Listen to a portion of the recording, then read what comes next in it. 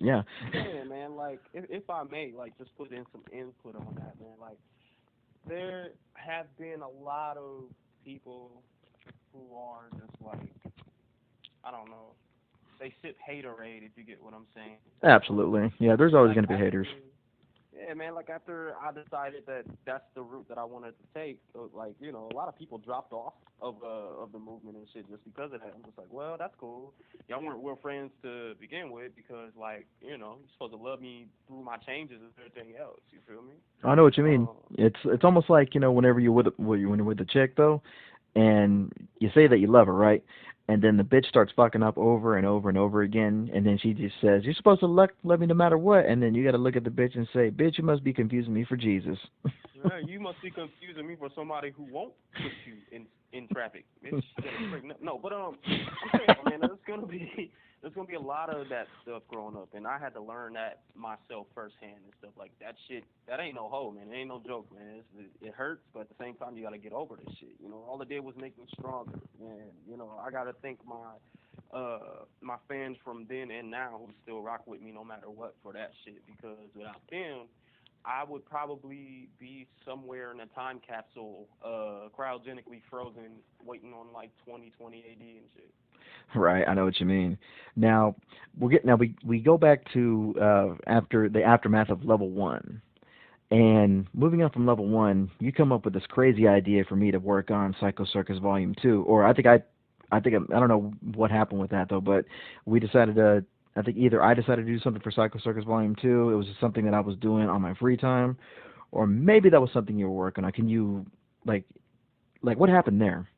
I definitely remember this right here. I remember because shit, I was high when I was talking to you about this. That's true, true shit. I was no, but I told you about the wanted to do a part two or whatever, and you were just like hell yeah, and Hmm. I came to you because I needed some concept art and everything else, and I told you like yo, it can make it something that's like more so like carnival like, but like not too much, you know what I'm saying? Because I didn't want it to be like too similar to Psycho Circus Volume One, because we had the Ferris wheel and everything else and shit. It was Plus we had Needles Kane and from Twisted Metal, Sweet Tooth, the guy who yeah, drives Sweet Tooth. I yup. had him in the background. I even had just a random, yeah, it was crazy. All I remember about the working on that art, that album art, was I had your face on there, and I just had two ringmasters with cards just kind of sitting there. I just thought, you know what? I think simplicity is probably the best thing. Simplicity was the greatest thing ever because that shit was awesome, dude. Because like in the background, it's like there's what is it like three clowns or two clowns in the background. That's like there's just like standing next to It's my face and stuff. Like It's on the left hand side if I remember this. I'm not looking at it though, but my memory serves me correct. There's two of them on the left hand side, then it's your face on the right hand side, kind of covering out almost like a two-face way. And then I think yeah, on the bottom I've got it glowing, and then I had the parental advisory thing as well on the side too. we need that by the way because I'm a foul mouth fuck. But yes, yes, level excuse me, not level two. What am I talking about? The Psycho Circus Volume Two was awesome. Like I had so much fun making it, and that's one of the main reasons why like I I like the whole I like the whole circus concept because you never know what you're gonna find there. So you might find a fucking elephant, you might find a tiger with a monkey on his back smoking a cigarette and shit. You know what I'm Shit, saying? you might even find a chick with six nipples, maybe with two boobs, six nipples. You might even know. You might find a guy with True three dicks. story. I actually know a chick with six nipples, and yes, they do all work. But yeah. Oh man, yeah, those were definitely some really good times as well. Now, going into let's see, 2011, I think that's when it was. Going into 2011, this was right around the time. Oh, let's see. I started getting to know your people a little bit, and like your cousin Rahel. I think she's your cousin, right? We just got the same last name, but she my cousin. You know how people you Right, rock with right. somebody for like 5 years. Oh yeah, that's my cousin. You know what I'm That's saying? like, yeah, you're just fam. Um, I can't remember where I was going with that. Oh yeah, 2011 comes around. It's the end of 2010. We're going right into the new year.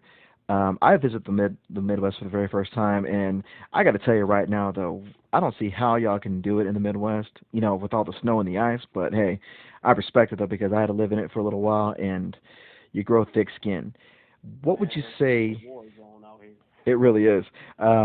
When I first visited the Midwest, though, I had a couple of people in Indiana, mentioning rap, and then when I made a mention, one of the people mentioned your Let 'Em Bleed what was it? Your Let 'Em Bleed Volume 4 entrant, and they mentioned my channel, and they asked me why doesn't Six have it up? And how many people? The question I want to know is how come how many people didn't really get a chance to hear that on your channel from MySpace before YouTube? I will tell you why. There are moments when I feel like, I don't know, this is a game, you know what I'm saying? I'm going to put an Easter egg right here, and Uh a oh. lot of people are going to miss out on this Easter egg, but a lot of people are going to, like, experience this Easter egg and hopefully pass it on to people who are around them, you know? Right. So sometimes it's like a roll of the dice, you know? Like, I know it's not always cool for that shit to happen, but that's why it's always good to keep up. You know what I'm saying? Yeah, I know what you But mean. I had a lot of fun recording the entry for the Let 'Em Bleed, for the Let 'Em Bleed mixtape and stuff, cause I don't know, it was pretty fresh, man. Like DJ Clay actually did his thing on that instrumental, for everybody to use. And my thing was initially not to really uh I don't know. I just did it for the fun of it. It was regardless of who came out a winner or whatever. It was just like for the fun. And I believe ODS was the one who won that. Actually, he's actually got the actual the full track on one of his records. If I don't understand, but yeah, yeah, that actually that small intro, by the way, including level one, is on my YouTube channel as well too. I actually put a link for all that as well to the playlists. Ha ha ha. So yeah, free promotion right there. And then going into 2011, all through that year though, you were doing these free verses. The free verses started from like, can you give me like what started the whole free verses that you put up on your YouTube channel? Okay. Well, one day, well, okay, growing up, I would listen to the radio and stuff, and I would hear just like singles that were played time and time again throughout the day, every hour on the hour, and some of them would just get very, very annoying to me, though they would be catchy. But I would secretly tell myself, like, one day, given the opportunity, if I can find this beat, I'm gonna just do something on it, and I'm gonna shit on it for the simple fact that, like, if they can do it, I can do it too, you know. Absolutely.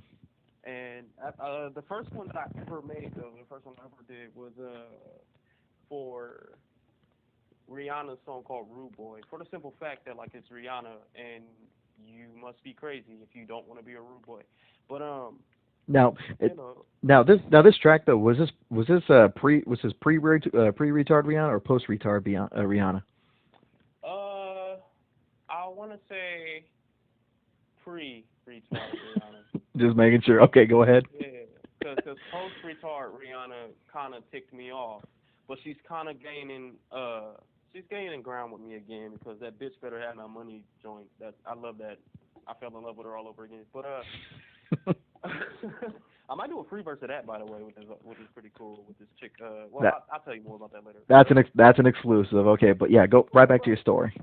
Yeah, but I just told myself like, yeah, one day if I get the chance, I'm definitely gonna fucking do this because of the simple fact that I like this song or I hate this song, and I feel like I would be able to, come with like a more relatable type of, stick to the concept and everything else. Mhm. And that's pretty much what it was, and it sparked off from the little thing that I did with Rihanna or whatever. And I started doing things with like other hot songs that are out there, like the instrumentals, like Drake and everybody else. And basically, it was more so to show everybody else, like who likes mainstream and everything else, like, yo, this isn't really what it is up here. Like it's down here. It's down here in the underground. We got this, you know? I know what you mean. It's in the what a lot of people don't forget though is like everybody's a mark. Okay, everybody is a mark, and when you're a mark, man, how do you not get into music without being a fan of something? Because that's what it's defined as. If you're a mark, then yeah, you're a fan. So if you're the biggest mark out of everybody, then you're the one who loves it that much that you decided to do it yourself. No doubt, no doubt. That's real, real true, man. And that's true. That goes from anybody. Going from whether you go to school for something, whether you just want to be the best guitarist in the world. Hey, I'm no Swiss guard though, but I can ding ding ding ding ding ding ding just a little I'm bit. saying, like, I'm not no motherfucking Timbo or Joey Jordison from fucking Slipknot or A- nothing, but Absolutely not. anyway. Or even a Mick Thompson. You know what I'm saying?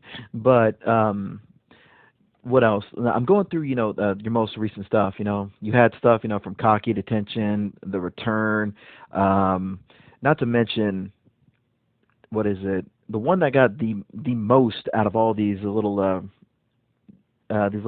mixes that you did though was Joel Santana's "Just Make It Work."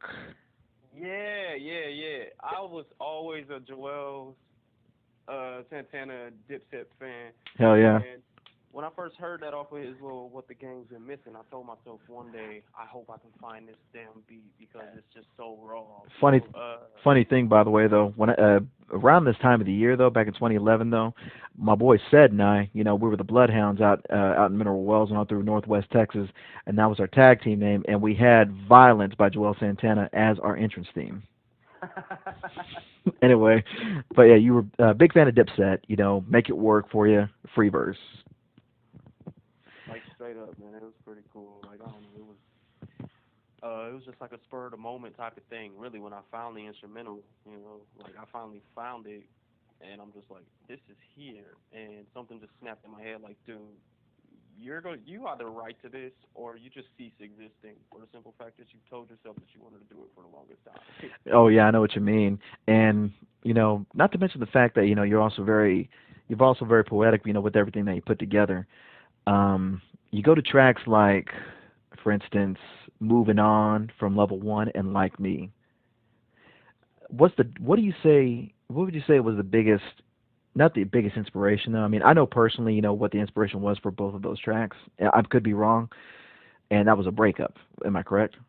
Yep, life's ups and downs, and I don't know if you check them out, you'll see as an artist and as a person, back then I was very naive, but growing into the person that I am today, things start to change, and it's I say that it's like listening proof that life has its ups and downs. You know what I'm saying? Basically, what you're saying, I get the idea. I think what a lot of your fans probably think of it though is like when you look at "Moving On" and "Like Me," "Moving On" is growing up and "Like Me" is grown.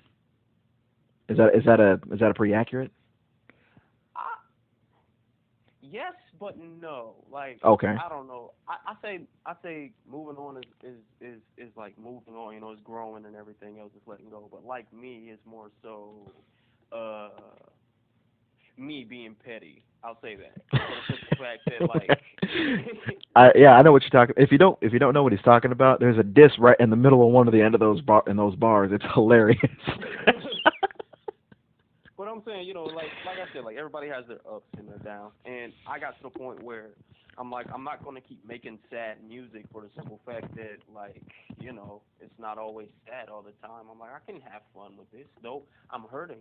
I can have fun with this, I can bring pleasure from my pain. I just Absolutely. have to figure out how to mold the clay. You know what I'm saying? And that's how I molded the clay that time.